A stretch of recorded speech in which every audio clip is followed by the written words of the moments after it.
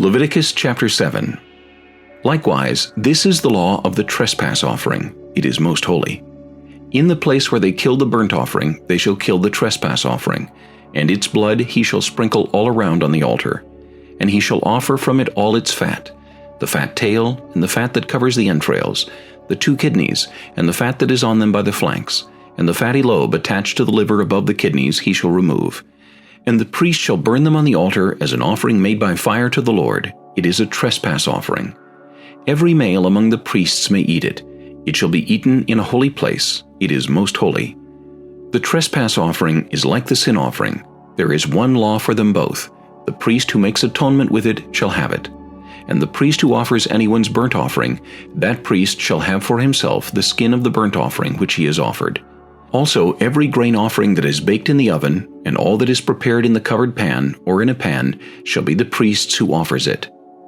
Every grain offering, whether mixed with oil or dry, shall belong to all the sons of Aaron, to one as much as the other.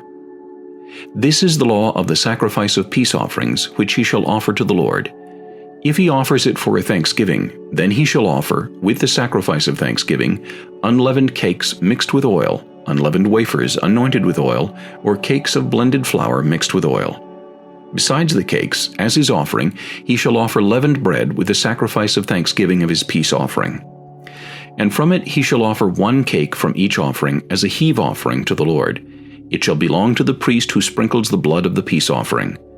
The flesh of the sacrifice of his peace offering for thanksgiving shall be eaten the same day it is offered. He shall not leave any of it until morning.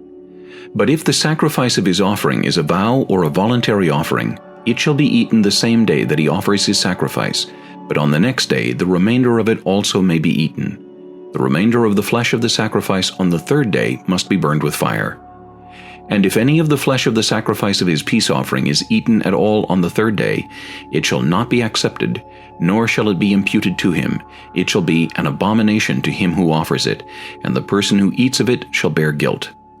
The flesh that touches any unclean thing shall not be eaten. It shall be burned with fire.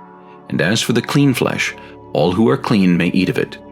But the person who eats the flesh of the sacrifice of the peace offering that belongs to the Lord, while he is unclean, that person shall be cut off from his people. Moreover, the person who touches any unclean thing, such as human uncleanness, an unclean animal, or any abominable unclean thing, and who eats the flesh of the sacrifice of the peace offering that belongs to the Lord, that person shall be cut off from his people. And the Lord spoke to Moses, saying, Speak to the children of Israel, saying, You shall not eat any fat of ox or sheep or goat, and the fat of an animal that dies naturally, and the fat of what is torn by wild beasts may be used in any other way, but you shall by no means eat it. For whoever eats the fat of the animal of which men offer an offering made by fire to the Lord, the person who eats it shall be cut off from his people. Moreover, you shall not eat any blood in any of your dwellings, whether of bird or beast. Whoever eats any blood, that person shall be cut off from his people. Then the Lord spoke to Moses, saying, Speak to the children of Israel, saying, He who offers the sacrifice of his peace offering to the Lord shall bring his offering to the Lord from the sacrifice of his peace offering. His own hands shall bring the offerings made by fire to the Lord. The fat with the breast he shall bring, that the breast may be waved as a wave offering before the Lord. And the priest shall burn the fat on the altar, but the breast shall be Aaron's and his sons'. Also the right thigh you shall give to the priest as a heave offering from the sacrifices of your peace offerings. He among the sons of Aaron who offers the blood of the peace offering and the fat shall have the right thigh for his part. For the breast of the wave offering and the thigh of the heave offering I have taken from the children of Israel, from the sacrifices of their peace offerings, and I have given them to Aaron the priest and to his sons from the children of Israel by a statute forever. This is the consecrated portion for Aaron and his sons, from the offerings made by fire to the Lord, on the day when Moses presented them to minister to the Lord as priests.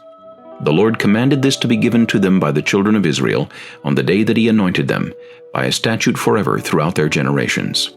This is the law of the burnt offering, the grain offering, the sin offering, the trespass offering, the consecrations, and the sacrifice of the peace offering, which the Lord commanded Moses on Mount Sinai, on the day when he commanded the children of Israel to offer their offerings to the Lord in the wilderness of Sinai.